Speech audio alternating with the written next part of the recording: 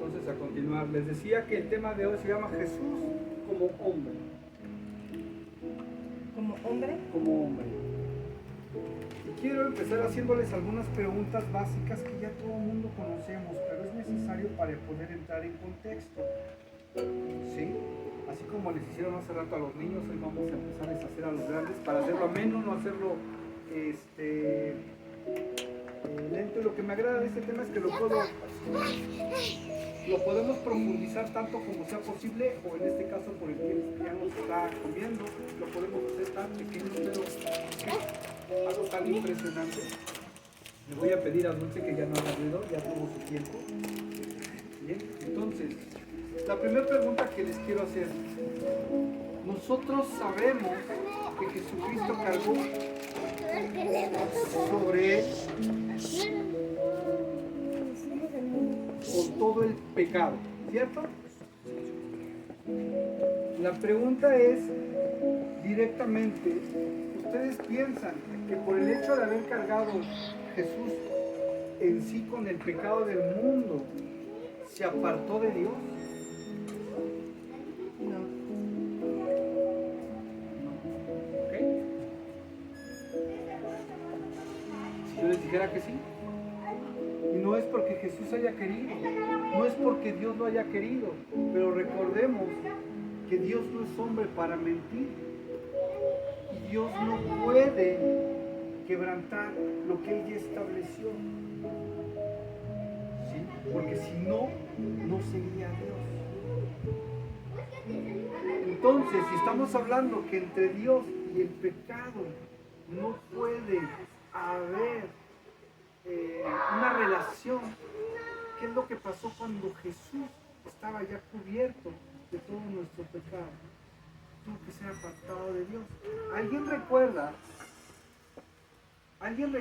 cuando Jesús exclamó en la cruz: Dios mío,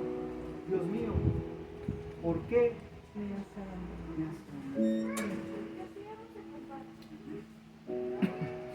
Vuelvo a repetir y ojalá lo podamos entender en nuestro interior, en nuestro corazón. No es porque Jesús así lo haya querido. Ojo, Jesús nunca pecó, pero Él cargó sobre de Él todo el pecado de nosotros. Y ante los ojos de Dios era imposible que Dios pudiera verlo en ese momento. ¿Okay? Pero hoy quiero enfatizar. Pues esa era la idea, ¿no? Eso era lo que estaba escrito. Ajá. O sea, sí, yo primero cuando hiciste la pregunta y empezaste a explicar, dije, no puede ser. Y luego ya cuando dijiste todo eso de que, pues sí, en verdad, él estaba lleno de pecados. O sea, no eran de él no pecó, pero esa era la idea, que él cargara con nuestros pecados. Entonces, en ese momento, como él estaba cargando con todos los pecados, estaba alejado de Dios. Es correcto. Bien, ahora la siguiente pregunta. Sabemos que Jesús cargó con nuestros pecados. ¿Alguien sabe en qué momento empezó a cargar con ellos? ¿Alguien tiene idea en qué momento empezó a cargar con nuestros pecados? Desde que nació. Desde que nació. ¿Alguien? ¿Un tiempo diferente? ¿Un horario diferente? ¿Un argumento diferente? ¿Nadie?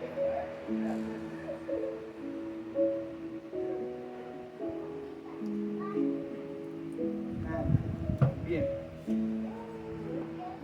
Para poder contestar esta pregunta y poder ilustrar un poquito mejor recordemos que cuando Jesús tuvo la última cena con sus discípulos, la palabra de Dios nos dice que inmediatamente después, ¿a dónde se los llevó? Al monte. Fueron a un huerto. Al huerto Getsemaní. Al huerto de Getsemaní. ¿Y qué fueron a hacer ahí? A orar. Fueron a orar. La palabra de Dios en los evangelios, en Mateo 17, no es cierto, en Mateo 17, en Marcos 26 aproximadamente, en Lucas 27 también, en Juan, andamos por el 25, se me acuerdo, 26 también. Los 4 evangelios nos hablan de ese momento trascendental cuando Jesús se fue a orar. ¿Ok? Vamos a ir descubriendo poco a poco ese misterio, pero hoy quiero hacerles nuevamente una pregunta antes de que podamos contestar la que acabamos de pasar. ¿Qué es lo que ocasiona cuando una persona se aleja de Dios? ¿Son factores, son circunstancias o son comportamientos? Enumérenme los que consideren los más importantes, 3 al menos.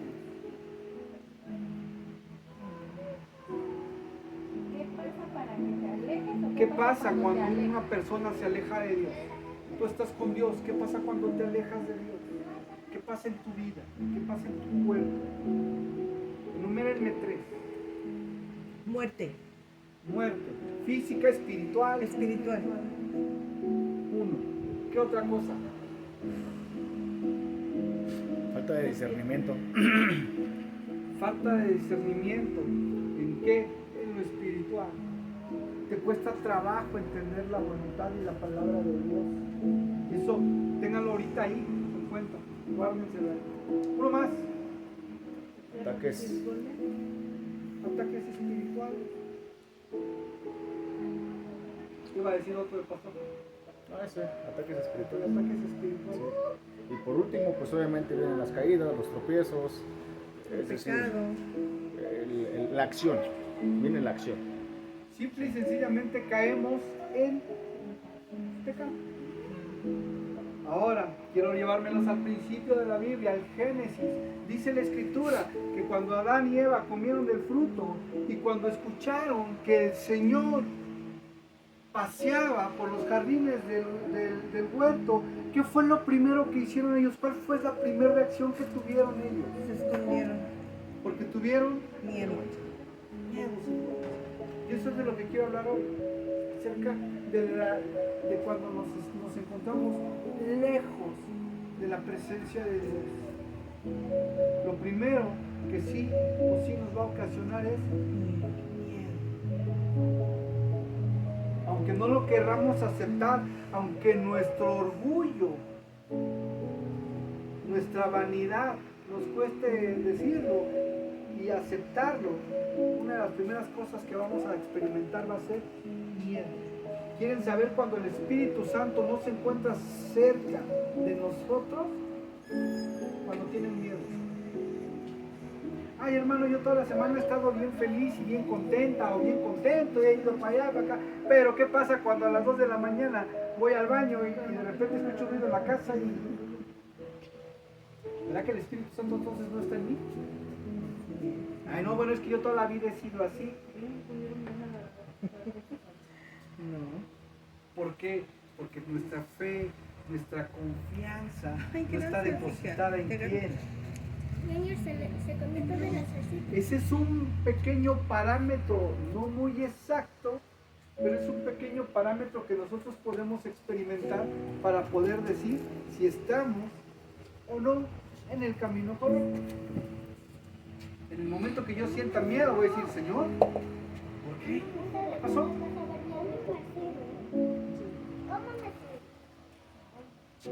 El miedo que Jesús experimentó en el huerto de Getsemaní muestra su plena humanidad. Aunque Él era el Hijo de Dios, como dijo Mauricio hace rato, es que Él es Dios y Él no es inmortal, no puede morir. Vino al mundo a convertirse en hombre. Y me encanta a mí cuando tengo la oportunidad de recalcarlo una y otra vez, sí, pero vino en las mismas condiciones que nosotros. Él era capaz de tener heridas, yo no lo conocí en persona, ¿verdad? Pero yo les puedo asegurar que al ser carpintero se lastimaba constantemente con los clavos, con las astillas de la madera. Pareció lo mismo que nosotros de darse un martillazo en un dedo. Más de una ocasión se los puedo garantizar. Y sangró como cualquiera de nosotros. Y le dolió como cualquiera de nosotros. Porque Él era humano. Él era un hombre. Amén. Tuvo tuvo que venir en las mismas circunstancias para que nosotros no tuviéramos en la actualidad algo como para decir, ah no, pero Él tuvo una ventaja sobre nosotros.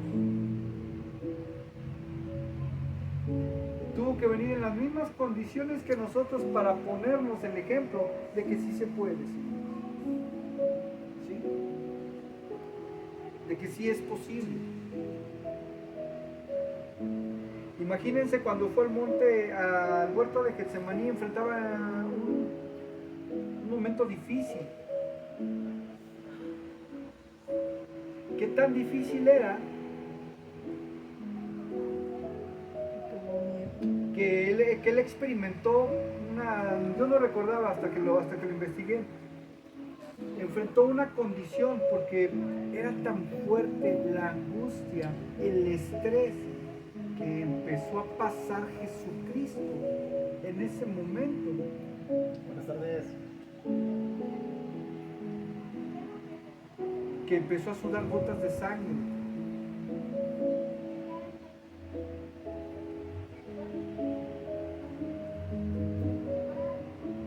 Dice,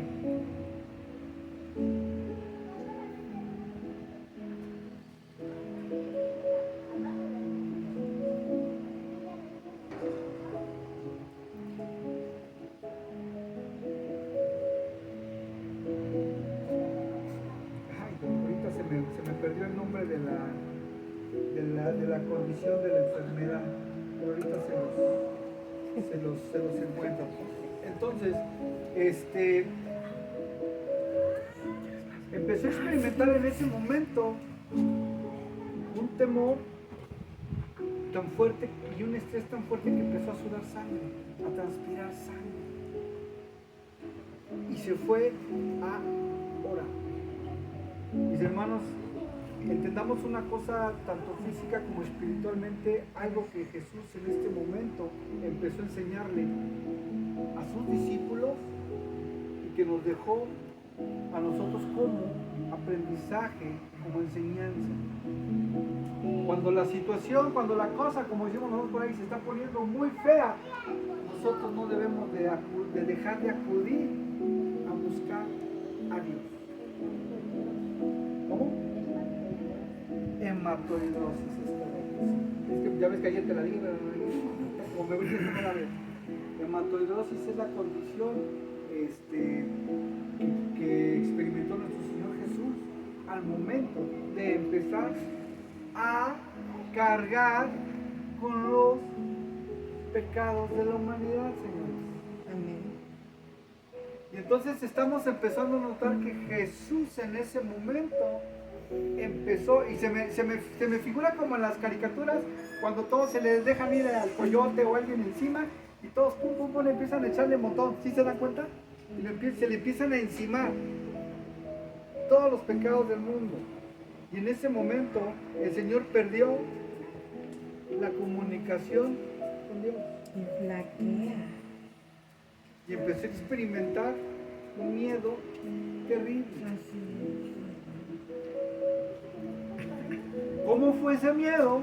Que empezó a experimentar la hematoidosis. No, me lo prestas a mí.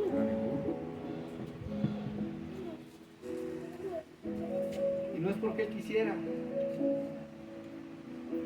Dice el Evangelio que él le pedía al Señor que no se hiciera su voluntad, sino que se hiciera la voluntad de Dios. Fíjense lo importante, la fe de Jesucristo, aún en esos momentos de angustia, lo que él estaba diciéndole al Señor es, prácticamente estoy cubierto, estoy perdiendo la comunión contigo, no te escucho hablarme, pero antes de que eso pase, yo quiero decirte que no se haga lo que yo quiero, sino lo que tú quieres. Y entonces aquí hacemos un alto para preguntarnos, para cuestionarnos como individuos, como personas, ¿cuándo hemos sido capaces de aceptar la situación que sea y de decirle al Señor que se haga conforme lo que Él quiere y no conforme lo que nosotros queremos. Y aquí en alguna ocasión se los dije, tengan mucho cuidado, porque a veces cometemos el grave error de asegurarle a las personas que alguien se va a sanar si nos ponemos a orar. Mi hermanito, lo que pasa es que no estás orando con ganas, no estás orando como se debe de orar. Algo te está faltando en la oración. Yo te puedo asegurar, si me das la oportunidad de orar por ti, de que vas a ver los resultados y la presencia de Dios en tu vida y en la de tu familiar.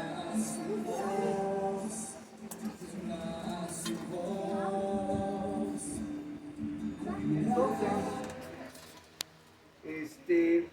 empezamos a tener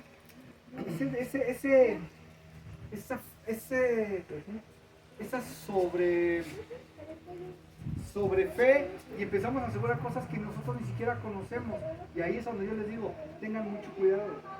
Porque aún para que sea, para orar por una persona que está muriendo, no somos nadie para cuestionar. No somos nadie para cuestionar la decisión de quién, de Dios. Porque si la persona que se está yendo se tiene que ir, créanme y entiéndanlo, es por una razón. Aunque a los familiares les duela, aunque a los familiares no les agrade, hay un propósito porque esa persona se está yendo. Pero qué diferente es cuando nosotros le decimos a las personas, yo no sé qué es lo que esté pasando en la vida de tu familiar, dígase tu mamá, tu hermano, tu papá, tu hermana, tu tía, tu abuelita, no sé. Pero qué diferente es cuando decirle, pero vamos a orar, porque el Señor tenga misericordia en primera instancia de la persona que se va a llevar, que la perdone de lo que la tenga que perdonar, que esa persona encuentre misericordia en el Señor como arrepintiéndose de lo que haya hecho. Y vamos a orar porque el Señor traiga a ti y a tu familia la paz y el consuelo que necesitan. Yo respeto, porque yo también quiero a muchas personas, aunque no lo parezca, a veces siento sí ser cariñoso, pero yo de repente no puedo entender esas personas que cuando ya están bajando el féretro, ¿verdad? Ahí, sueltan el grito y se quieren aventar y casi yo me quiero ir con él, déjenme, tienen que hacer todo ese show. Y discúlpenme que sea yo así de feo y fuerte, pero tienen que hacer ese show de jalonearse, que las demás familias tienen que abrazarla y decirle, no, ya cálmate, no, espérate. Peor cuando sabemos que es la abuelita, o la mamá, o la tía, y que sabemos que mientras estuvo en vida, híjole, con problemas fue a visitarla, ¿verdad? Y que cuando sabía que necesitaba, ya pues yo no tengo tampoco, o sea, si te doy a ti me quedo yo sin nada. Pero ese día tenía que quedar bien ante no sé quién, y tenía que llorar y gemir, y eso no es dolor, eso es berrinche, ¿estamos de acuerdo? Eso es un berrinche. Los niños hacen berrinches cuando quieren algo y no lo obtienen y entonces se tiran al suelo y empiezan a patalear. Y el ser humano, cuando pide algo y no lo obtiene, hace berrinches. Igualitos. No hay mucha diferencia. Solo que a lo mejor uno no se tiene que ir al suelo, uno de adulto, pero casi poquito nos falta. Entonces, tengamos mucho cuidado cuando tomamos ese tipo de decisiones y le decimos a la gente, yo te aseguro, usted no asegure nada, porque usted no sabe nada. Algo que sí puede asegurar, algo que sí le puede decir a las personas es, vamos a buscar la respuesta a las dudas que tengas. Vamos a acercarnos a Dios. ¿Se dan cuenta la diferencia? Muchos, vuelvo a repetir, muchos con muy poco conocimiento, la mayor parte de ocasiones lo que han hecho es eso, asegurar cosas que no estamos nosotros ni siquiera seguros. Dar por hecho y acentuado cosas. queremos decirle al Señor, Señor, hazlo. Sí, yo te digo, hazlo. O Sí, yo te sea, voy a decir, y luego, ándale, Señor, ya, vas. No funciona así, señores.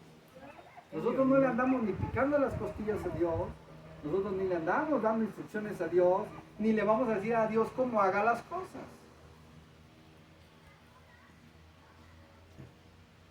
A veces suena duro, a veces es un poquito complicado porque dicen, ay no, pero es que en ustedes debe de haber amor y paz, y sí, y ay. Y tenemos que aprender a entender que el dolor que pasan nuestros hermanos también es nuestro dolor, porque somos hijos espirituales y queremos verlo de esa manera del mismo Padre, ¿ok?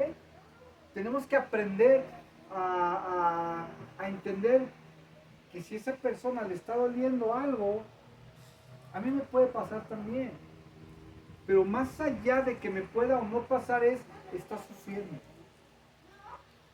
Yo tengo la responsabilidad, no la obligación, pero si soy un buen hijo de Dios, tengo la responsabilidad de llevarle consuelo, de llevarle paz a mi hermano o a mi hermana, como un verdadero hijo de Dios. Ojo, aquí no estoy hablando ni diciendo, es que es tu obligación, tu responsabilidad, tú como pastor, tú como maestro. No. Aquí nadie, el Señor obliga a nada. Aquí es, o lo haces porque quieres, porque te nace, porque tu corazón ha ido trabajando y preparándose para hacer eso, o decides no hacerlo. Pero una gran diferencia va a ser quién lo haga y quién no, porque ahí vamos a poder saber quién está avanzando, quién está creciendo en el camino del Señor y quién ya se quedó, digámoslo así, estancado. Ayer Ana me preguntó dos cosas y no le quise contestar. Le dije, mañana voy a hablar de eso. Aguántame. y a mitad. Y luego Primero me platicaba de cuando yo iba al catecismo y todo ese tipo de cosas, ¿no? con las monjitas. Con las monjitas. De hecho, ella dice que quería ser monjita. Pues iba a ser zorrana. Entonces, no, qué bueno que no se llamó Raimunda, si no imagines. Entonces, decía, ¿por qué la mayoría de personas, yo le decía, chécale un patrón ya con las personas adultas, han ido aprendiendo por la religiosidad que mientras más participación tengan dentro de una iglesia, es decir, le voy a llevar un taco al padre, pues, voy a llevar al dispensario toda la ropa que tengo, y en el dispensario va a haber consultas, y voy a aprovechar para ir por una consulta, pero también voy a ayudar a ir a organizar. Y lo que muchos cristianos también ya están empezando a hacer dentro de sus iglesias. Aunque no sean dispensarios, pues bueno, sabemos que ahora ya están armando noches de oración, y noches de alabanza, y sábados para mujeres, y retiros espirituales para varones, y no sé cuántas miles otras cosas más. Y a todo hay que acudir. Y algo, en conclusión, que a lo que nos lleva la palabra es que nuestra salvación será a través de fe y no por Obras. no por obras. Nadie, y la palabra de Dios es muy clara al decir, para que nadie ¿qué? Se gloríe. Para que nadie se gloríe. Porque entonces todo el mundo va a querer cobrar lo que haga. Señor, yo hice, yo di.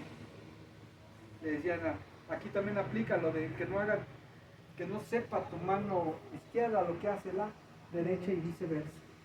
Todo tiene que ser misma, la palabra de Dios nos dice, todo lo que tú des en silencio el Señor te lo recompensará en Público.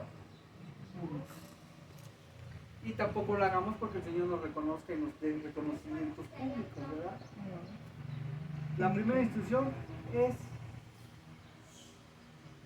denlo. Hablaba la hermanita hace rato acerca de dar y es muy cierto. yo me apego más al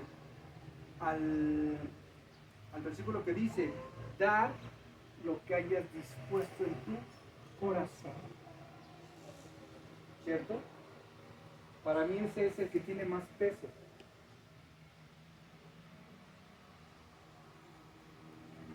Cierto, Les decía, entonces, el miedo que Jesús experimentó en el huerto de Getsemaní muestra una plena humanidad. Aunque era el Hijo de Dios, también era completamente humano y enfrentaba un momento enorme de angustia física, emocional y espiritual. Este miedo no era un temor egoísta ni una falta de fe, sino una reacción natural a la magnitud del sufrimiento que estaba por venir. Conforme a las escrituras, que Jesús ya sabía, desde Isaías se hablaba de cómo iba a ser la muerte del Salvador. Jesús sabía perfectamente cómo tenía que ser su muerte y sabía que iba a ser dolorosa y una agonía. ¿Cuántos tenemos en nuestra mentecita que cuando nos van a dar un piquete lo primero que dicen, ay, pero nada más es así, es un instante, no te va a estar doliendo todo, nada más es lo que entra y sale? Y a eso le llamamos que va a ser un dolor momentáneo. Cuando tú sabes que es un dolor que va a estar prolongándose por tiempo, nadie le entra, nadie dice yo. Imagínense que Jesús conocía las causas, las condiciones en las que él iba a morir. Como ser humano, nuestro primer instinto es la supervivencia. Por ende, Jesús no podía, como hombre, dejar de pensar en la causa de cómo iba a morir. No, perdón, en la forma en la que iba a morir, no en la causa. Jesús oró en el huerto de Getsemaní la noche de su arresto porque enfrenta una hora de gran angustia y sufrimiento. Esta oración registrada en los evangelios de Mateo, del número 26, del 36 al 46, en Marcos del 14 al 32, Lucas del 22 al 46, refleja su plena humanidad y su entrega y su total entrega a la voluntad del Padre. En los evangelios de los que no fueron, dice la palabra, que tomando solamente a dos discípulos, no a tres, perdón, a tres discípulos, se los llevó. Recuerdo más o menos, no estaba yo ahí, ¿verdad? Pues no soy tan viejo, pero recuerdo que iba, para los que muchos se contradicen si era o no era el apóstol amado, iba Juan, iba Pedro, ¿y quién más iba?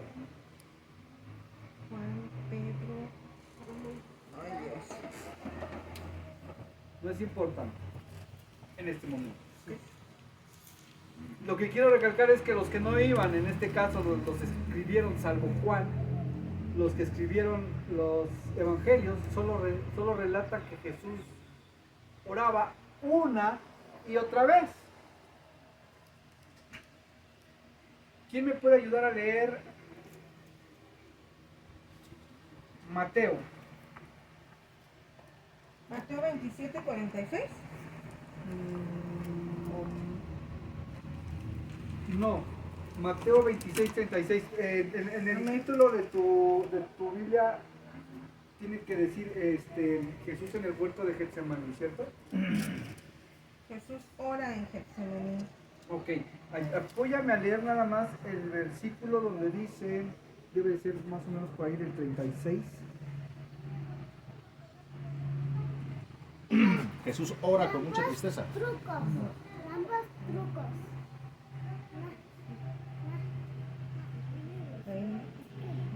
36 dice, después Jesús fue con sus discípulos a un No. lugar, ¿no es ese? Llamado Getsemaní. Entonces, a ver, Marcos. Marcos está acá. Es que quiero nada más enfatizar.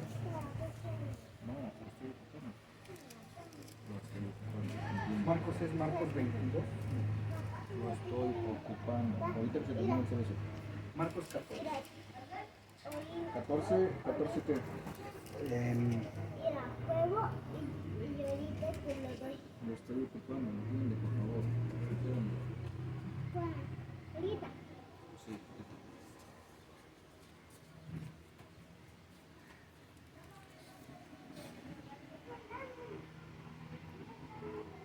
Yéndose en Marcos 14:35, yéndose un poco adelante, se postró en tierra, oró que si fuese posible pasase de él aquella hora.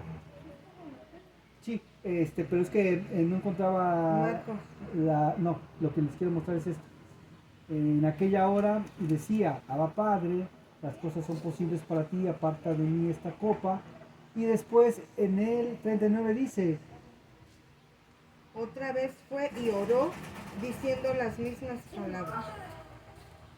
Al volver otra vez los halló durmiendo porque los ojos de ellos estaban cargados de sueños y no sabían qué responder. es correcto. En el Evangelio de Lucas, de los que no asistieron, de Lucas, ¿Juan? No, Juan. Lucas, Sí. Mateo y Marcos, en todos vamos a encontrar el mismo patrón que dice, que Jesús oraba y una otra vez, casi como rezando, que si era posible pasar de ese cáliz, de ese trago amargo, pasara, pero sino que se hiciera su voluntad y no la de él. Amén.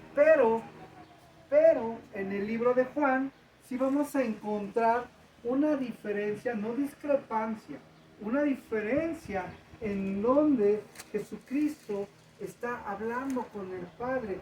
Si le pide que lo haga pasar de ese trago amargo, pero aquí lo más importante y lo que me encanta es Jesús empezó a orar, señores. Empezó a pedirle al Señor por los que en ese momento estaban con Él. Y no nada más me refiero a los 12, sino a todos aquellos que lo aceptaban ya como su único y suficiente Salvador. Como todos aquellos que ya lo habían aceptado como Jesús el Mesías, ¿sí? Pero hay algo muy interesante en ese versículo que dice, pero también te pido por aquellos que van a creer. Amén. Así es. Hasta el último momento, Jesús chambeando, Jesús hablando con Dios todo el tiempo.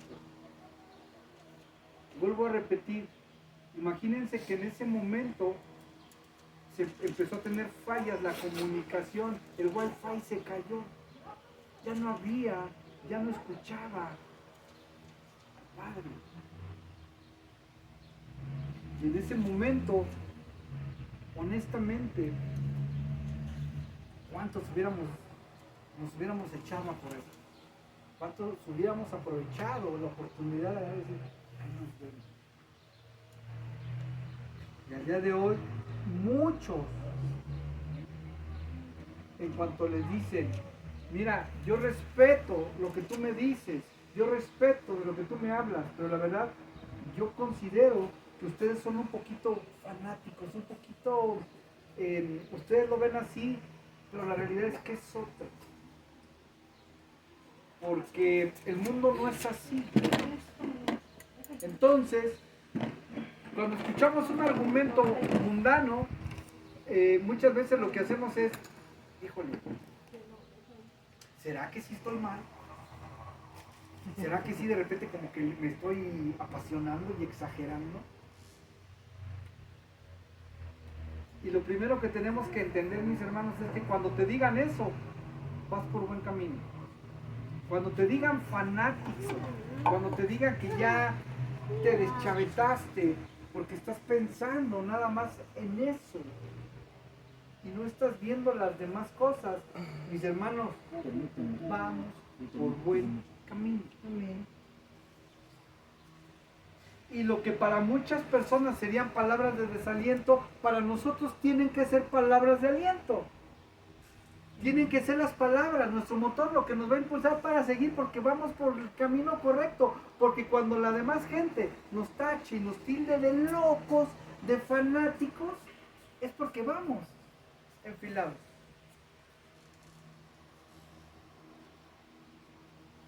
¿Ven el patrón? Amén. Va a haber quien nada más de vernos ya nos diga, no, ya no, ni quiero hablar contigo, es que tú nomás quieres hablar de eso y yo la verdad no quiero.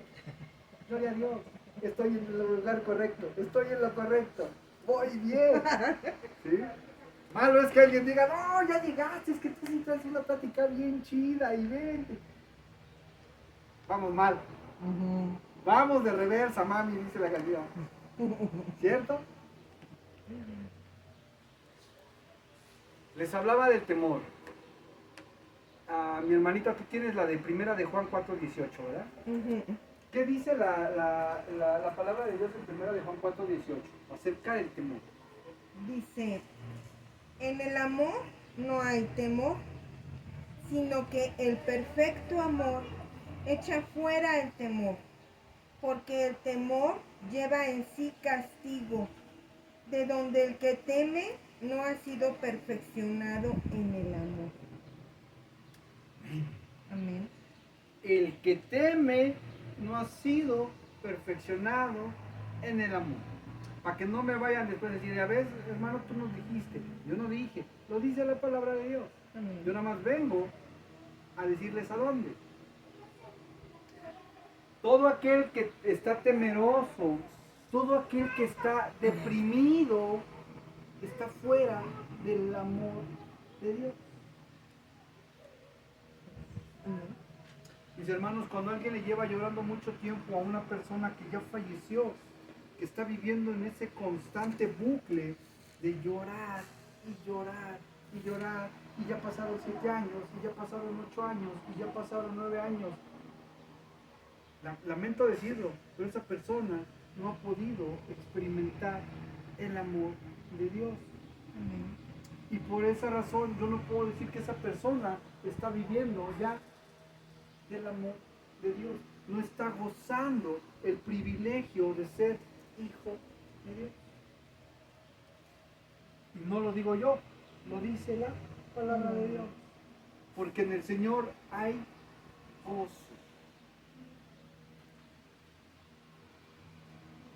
Tan difícil también es decir, yo no puedo demostrar amor a alguien cuando no lo conozco.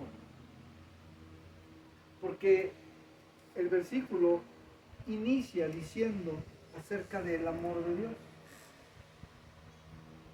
Yo puedo ser tolerante, pero no amar a alguien. Yo puedo ser desprendido, pero no amar a alguien.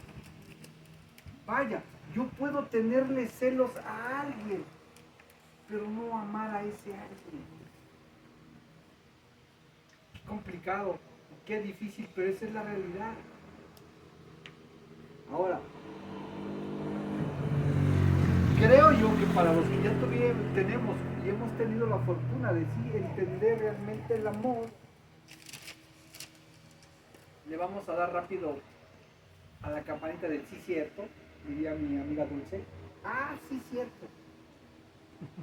Porque ¿qué se siente cuando tú amas realmente a alguien? Y en este caso quiero poner el ejemplo para que pueda ser un poquito más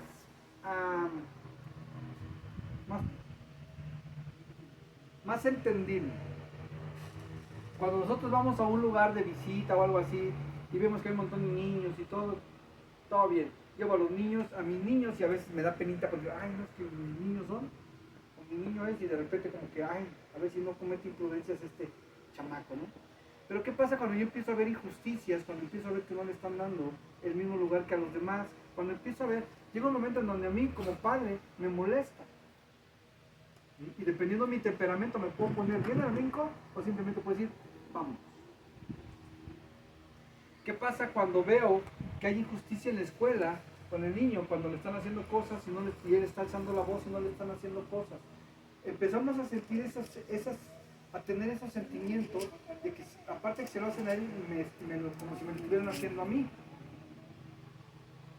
Pero aquí hay una vertiente, una Y, dos caminos. ¿Qué te duele más? La impotencia de no poder parar las cosas, y ahí, discúlpame como te lo voy a decir, pero es el ego hablando. Cuando tú dices, no, a mí me da coraje porque le hacen esto al niño, y eso no es, y que se metan conmigo porque es un adulto, pero el niño es un niño, con él no se va a poder defender. Y hablamos con cantidad de cosas que a lo mejor, dentro de lo que cabe, tendríamos razón. ¿Sí? Pero vuelvo a repetir y trato de ser lo más claro posible para ser bien enfático en esto. Analícense, ¿qué les duele más? ¿Es el orgullo de no poder tener el control sobre las cosas?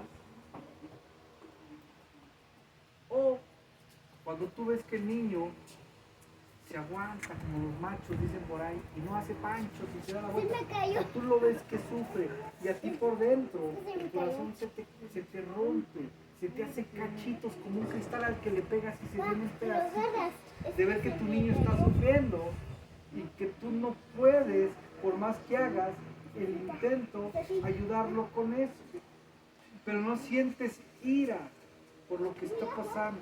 Empatizas con el niño y a fuerza te recuerdas que a ti te pasó lo mismo y sientes feo.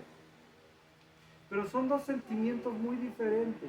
Uno es espumoso, como la levadura, como la espuma del refresco cuando lo sirves y se eleva. Esa es la ira, esa es la molestia, ese es el ego. Y hay otro que es un poco más tardado para elevarse, pero que se siente, dura un poquito más. Es más tardado, porque ese es, realmente nos está sufriendo, nos está doliendo, perdón, lo que él sufre. ¿Sí? Entonces, tratando de poner ese contexto, vuelvo a repetir, yo creo que ya ha habido personas que hemos tenido la oportunidad de saber realmente y de conocer lo que es el amor. ¿Okay? El verdadero amor. Lo otro son infinidad de situaciones. Si yo celo a alguien, puede ser por lo mismo. No es porque yo quiera a esa persona, es porque ¿cómo va a ser posible que a mí me quieran engañar? O sea, es cierto. No porque la quiera, porque a mí nadie me va a poner los cuernos. Se me cayó.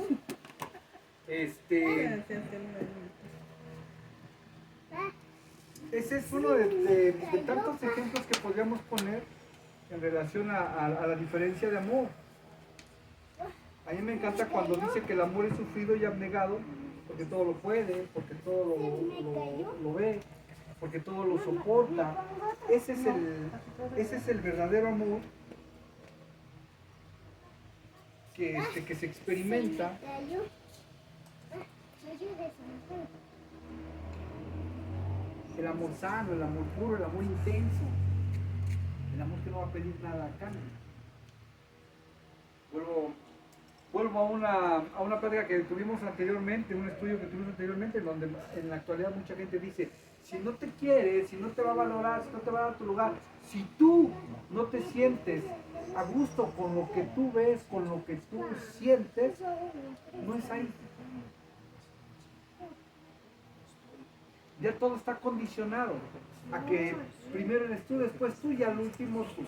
Y si en donde tú estás sufriendo, el menso, la burra eres tú, porque te estás quedando ahí, tú no deberías de quedarte ahí. Nadie dijo, dicen por ahí, nadie dijo que el amor tenía que aguantarlo todo. Y entonces hoy tenemos la respuesta de decir, no, espérame, es que sí lo dice, la palabra de Dios dice que el amor es sufrido y abnegado. No anden por ahí pensando que no.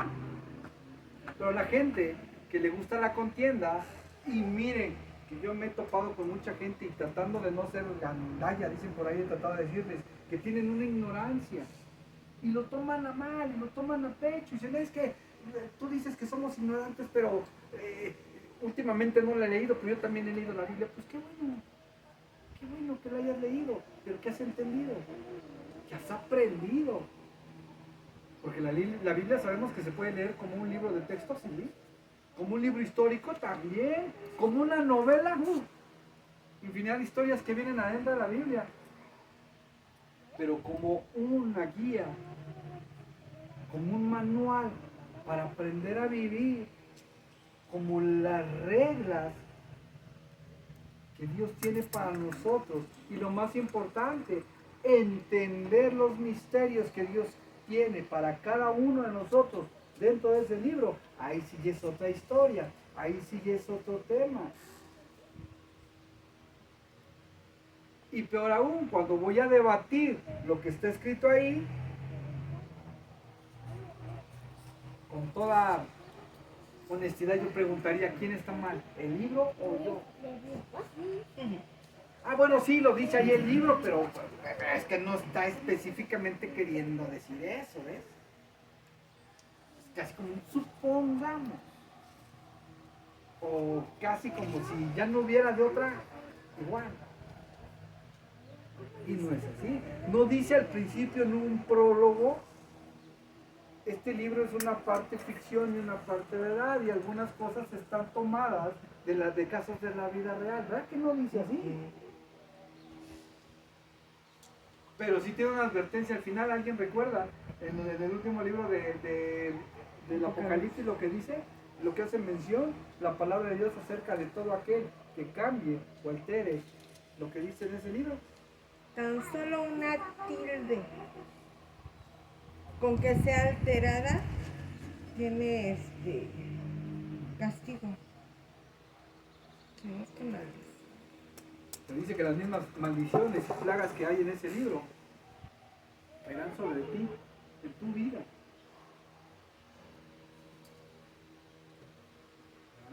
Entonces, pero algunos tenemos un poquito de moral un poco flexible.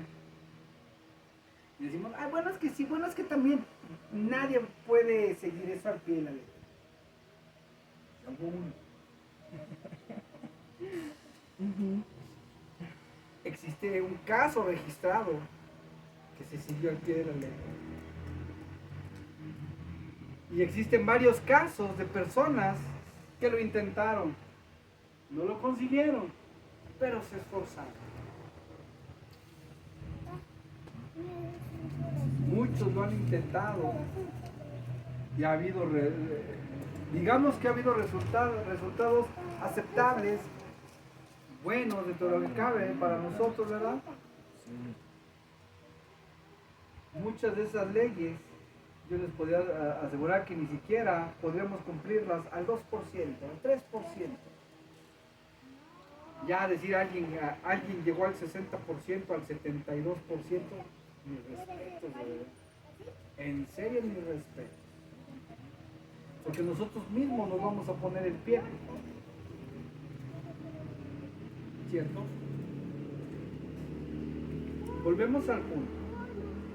Estamos hablando que cuando estamos en pecado, con miedo, es una señal y es un síntoma de que nos está alejando o que ya nos alejamos de Dios. Isaías 59:2 es un contexto por parte del escritor en donde nos habla de la percepción de estar alejado de Dios. ¿Qué dice? Pero vuestras iniquidades han hecho división entre vosotros y vuestro Dios. Vuestros pecados han hecho ocultar de vosotros su rostro para no oír. Dice que cuando nosotros cometemos pecado, Dios simplemente voltea su rostro, su mirada para otro lado. El pecado para Dios es como el reflejo de un cristal para nosotros. Si yo ahorita me paro aquí y le echo la luz a alguien del sol directo con un espejo, ¿qué es lo que va a pasar? Les va a dar una luz muy tremenda en los ojos y van a terminar cerrándolos y volteándose hacia el lado opuesto de donde viene la luz, ¿verdad? Bueno, eso exactamente pasa lo mismo con Dios cuando existe en una persona pecado. Dios no tolera el pecado. Y una de las partes históricas que más nos encanta entender y saber es que Dios cubrió al mundo de nubes para evitar estar en contacto y poder ver directamente al pecado.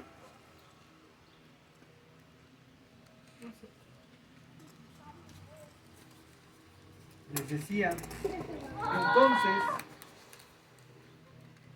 que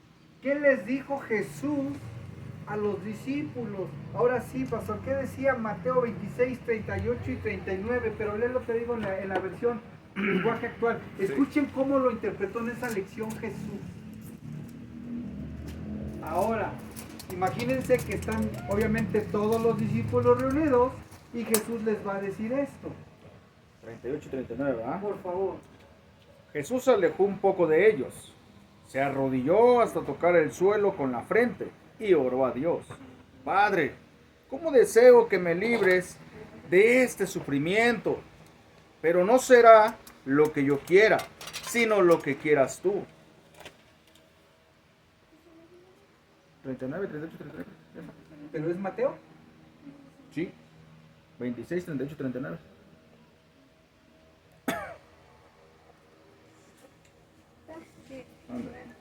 Es que creo que... 26, 38, 39. 38 Y 39. y les dijo, estoy muy triste, siento que me voy a morir, creo que te equivocaste. Pero está bien, no pasa nada. Empecé no pasa desde el 39. nada. Ah, que no, 38 y 39. Dice, y les dijo, estoy muy triste, siento que me voy a morir. Quédense aquí conmigo y no se duerman. Jesús se alejó un poco de ellos, se arrodilló hasta tocar el suelo con la frente y oró a Dios. Padre, cómo deseo que me libres de este sufrimiento, pero no será lo que yo quiera, sino lo que quieras tú. Amén. Nos queda muy claro porque no lo dice tan así en las otras versiones. En esta más light, la versión dice, siento que me muero. Imagínense, nosotros es muy fácil detectar cuando alguien está espantado. La mayoría de nosotros tenemos ese que tú traes algo. ¿Qué tienes? Tranquilo, cálmate. ¿Qué te pasa, no? Imagínense cómo estaba Jesús al grado de haber... Hoy quiero enfatizar que era un temor y un miedo tan grande que sudó gotas de sangre.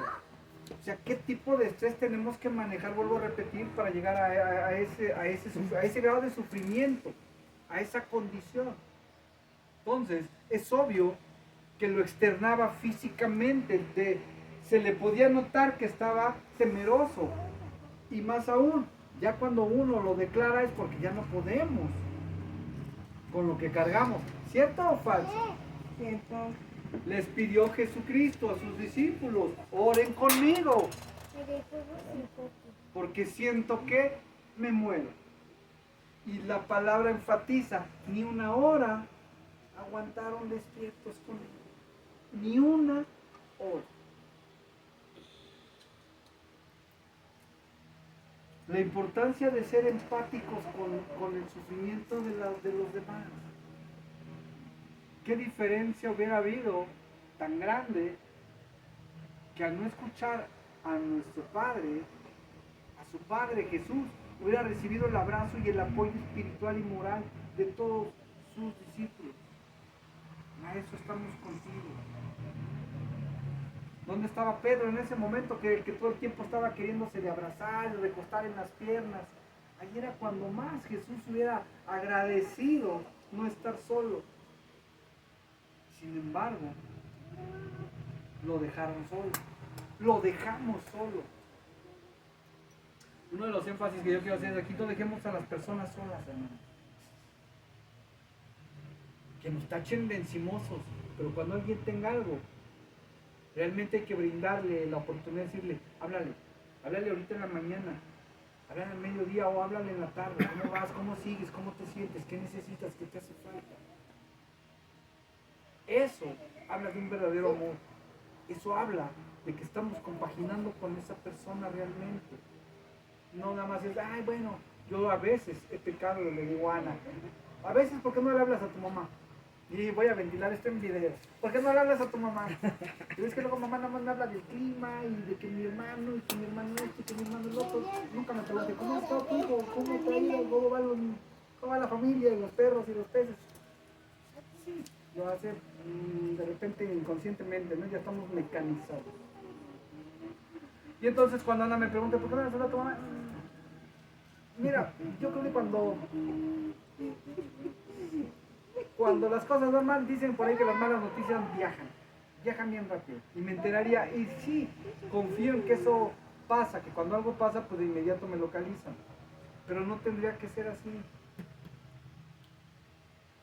Pero a veces nadie coopera.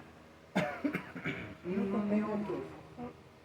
Entonces, ojo, para los que se sienten angustiados y afligidos, no se cierren, no se acerquen, no se aíslen. ¿Ok? Amén. Y para los que vamos a brindar el apoyo, que sea un apoyo realmente que se note, que se sienta, que se vea. Denle chance, hermanito. Ay, si no, ahí nos vemos la próxima semana. Si vienes es porque ya la libraste, si no, pues ahí vamos viendo. Entonces, tenemos que brindar nuestro apoyo al 100%.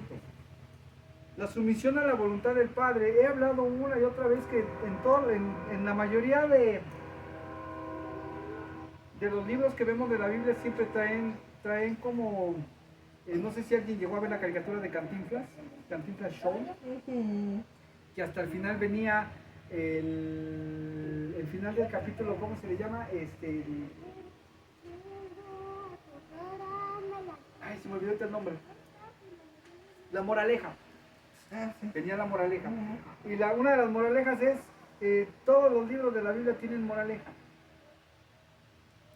Y en esta no es la excepción. La sumisión a la voluntad del Padre en oración. Jesús le pidió al Padre que de ser posible no pasara por esa copa de ese trago amargo. Pero siempre aclaró, pero que se haga tu voluntad y no la mía. ¿Cuántos estamos dispuestos y cuántos hemos orado al revés? Señor, haz todo lo que quieras, pero que no sienta yo feo, que no sufra yo, Señor. No quiero pasar por ahí, Señor. Señor, no, mejor al de allá, a mí no. Y empezamos a ver que nos empieza a apretar un poquito y que empezamos a decir, ay, Señor, qué gacho eres, es que así no era. Yo te dije que no. Tú dices que le vas a poner, que tú no nos vas a dar más cosas de las que no seamos capaces de soportar. Creo que te salió mal el sorteo. Tú sabes que yo no tolero tanto. Yo con una cachetadita tengo. No queremos sufrir. No queremos pasar por ahí. No queremos ser fieles y decirle al Señor, sí, tu voluntad, no la mía. Inconscientemente o conscientemente es al revés. Decimos, no, Señora, lo que yo te estoy diciendo, por favor, de buenas te lo estoy pidiendo. Queremos que Él haga nuestra voluntad. Queremos que Él haga nuestra voluntad y no la de Él. Y ahí es a donde viene esa discrepancia de muchas personas que dicen que nosotros estamos locos, Lucas. Porque nosotros somos unos fanáticos, pero ellos sí conocen a Dios y ellos saben que Dios aprieta, pero no ahorca, dicen. Para todos los que están oyendo el video, sí, así dicen ustedes. Dios aprieta, pero no ahorca. Dios no aprieta y Dios tampoco ahorca. Va a preparar a sus hijos. ¿Cierto? Amén. Esa es la realidad. Y Dios no escoge a su mejor guerrero. Y no escoge a su mejor guerrero. Dios lo hace mejor. Vamos aprendiendo. La batalla emocional y espiritual, su clamor en oración pidiendo que si es posible pase de mí esta copa, refleja su lucha interna. Sin embargo, Jesús no permitió que el miedo lo dominara, sino que lo enfrentó con obediencia y amor. Jesús oraba para recibir fuerza y consolación del Padre en medio de su aflicción. Este momento de comunión con Dios le permitió prepararse para enfrentar el sacrificio. Jesús estaba en tal agonía que su sudor se volvió como gotas de sangre, una condición médica conocida como hematidrosis, que ocurre bajo estrés extremo. Este detalle subraya la intensidad de su miedo y angustia. Jesús también quiso mostrar a sus discípulos la importancia de la oración en los momentos difíciles, aunque ellos no lograron mantenerse despiertos con él ni una hora. Termino, mis hermanos. No importa, con esto que les estoy queriendo mostrar es que Jesús hizo una promesa y hoy entendámosla y vivámosla de una manera diferente. Jesús nos hizo una promesa, no teman, porque yo ya vencí al mundo. porque vamos a tener después una plática y un estudio para todos los que estén interesados acerca de qué fue lo que pasó en esos 3 días de que Jesús murió. Porque todo el mundo dice, pues ya murió. Y sabemos que venció la muerte porque revivió. Lo que nadie sabe es que Jesús bajó hasta el mismísimo infierno, al Hades, a donde ustedes les gusten y manden decir. Y fue, y todavía quiero que sepan que habló con los demonios y los evangelizó. Jesús evangelizó en el infierno. Amén. Con ese poder tan grande. A mí me encanta porque lo decimos, lo resumimos, pero imagínense la autoridad para bajar y decirle en su cara a la muerte, dame las llaves. Aquí. Y no te obedeció. Te he vencido. Y siéntate. Jesús hoy guarda las llaves de la muerte. Amén. Le quitó las llaves de la muerte a la muerte. O sea, vean qué poder tan tremendo, qué autoridad tan Amén, tremenda de gloria a Jesús. Dios. Pero bueno, ese es otro tema. Lo que quiero enfatizar es, hoy vamos a ver ese aspecto muy diferente, ese versículo muy diferente en donde Jesús nos promete que no tengamos miedo, nos asegura, y lo digo expresamente como es, el Señor nos asegura, en este mundo tendrán aflicciones, así empieza el versículo, Así es, amén. pero no teman, porque yo ya he vencido Amén. al mundo. Amén.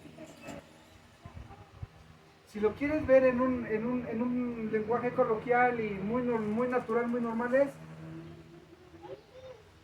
aquel que ya se la sabe te está diciendo cómo están las reglas del juego. Aquel que ya pasó por ahí y que ya se hizo un experto te está diciendo, no, take it easy. Tú, algo no te digo y verás.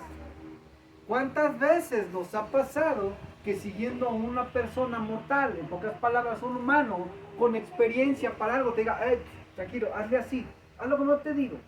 Y tú lo haces como él te dijo y la cosa te funciona. ¿Cuántas veces te ha pasado? ¿Sí? Ahora entonces, el mismísimo Señor Jesús te está diciendo, hazlo como yo te digo, ¿qué esperas de resultado? Lo mejor, lo mejor. ¿Amén? Amén. El mejor de los resultados. Pero una de las condiciones que aquí tenemos que entender es no importando la gravedad de la situación, no dejemos de orar nunca. Dígase por enfermedad, dígase por economía, dígase por un trabajo, dígase por las personas que están sufriendo en este momento. ¿Cuántas personas en lugar de estar ahorita congregándose en una iglesia están afuera de un hospital esperando resultados de alguna persona que se acaba de accidentar, que acaba de pasar por una operación, que acaba de someterse a una quimioterapia, qué sé yo, tantos y tantos casos, ¿cierto? ¿Cuántas personas, en lugar de estar ahorita aquí, están haciendo el drama en un panteón? Y perdónenme que se los diga, pero creo que eso ya quedó más que claro. Es voluntad de Dios, y si se lleva a las personas es por un plan divino. Y a nosotros tenemos, aunque nos cueste trabajo, que aceptar y asimilar que Dios tiene un plan. Es tan obvio y nosotros lo haríamos, pero a la gente le gusta que si no es como ellos lo dicen, y si no es como ellos lo dicen, no van a aceptar las cosas aunque vengan de Dios. Si nosotros vemos que ahorita los chiquillos están peleando por un juguete, ¿qué es lo más fácil del mundo? Agarrar el juguete y levantarlo y decirle, se acabó el problema, señores. ¿Sí o no? Nos ha pasado y los hemos visto por el teléfono, ¿no? ¡Ay, que el teléfono y que a mí me tocaba! Ya traigan el teléfono y se acabó. Dios no juega con la vida. Yo no estoy jamás diciendo que Dios juegue con la vida de nadie. Estoy diciendo, muchas veces es necesario retirar a una persona para que los demás entiendan. Ahora, muchas veces no es para que los demás entiendan. ¿Qué estará haciendo esa persona? Muy probablemente aquí siendo, como quien dice, una piedra de tropiezo para otras personas, y nada tiene que ver con su familia, Y Dios dice, venga, chepa acá. Y a Dios no lo podemos cuestionar, a Dios no lo vamos a cuestionar. Porque es sabio, justo. Y quien no lo crea es porque no lo ha conocido. Y aquí quiero hacer al final ese énfasis en decirle, no hablemos de lo que no conocemos. Allá en el mundo, allá las personas que todavía no conocen a Dios, hablan de un Dios sin conocerlo. Y hablan, y hablan, y hablan, y hablan, y hablan, y hablan. Si realmente nosotros ya conocimos a Dios, nuestra boca no tiene otra más que hablar acerca de verdad. Nosotros vamos a hablar de lo que realmente es Dios, cómo es Dios, no cosas de cómo queríamos que tendría que ser Dios o cómo debería de ser Dios. ¿Verdad? Porque para muchos Dios es injusto. Conclusión, a pesar de este miedo, Jesús mostró valentía al someterse plenamente a la voluntad de Dios, declarando, no se haga mi voluntad sino la tuya. Su ejemplo nos enseña a enfrentar el miedo con confianza en Dios, sabiendo que su plan es siempre bueno. Incluso en medio de las pruebas más difíciles, Jesús oró en el huerto de Getsemaní para expresar su dependencia del Padre, buscar fortaleza y reafirmar su compromiso con el propósito redentor. Y en este breve pasaje que analizamos pudimos conocer a un Jesús más cerca de nosotros, más humano que nosotros. Porque muchas veces nos cuesta trabajo decir en una oración, o nos cuesta muchas veces trabajo reconocer delante de alguien porque no sabemos cómo lo van a tomar, decir, Jesús era más humano que yo. ¿Pero a qué se refiere ser más humano que yo? Yo nunca he dicho más pecador, más más gandalla que cualquiera, más humano.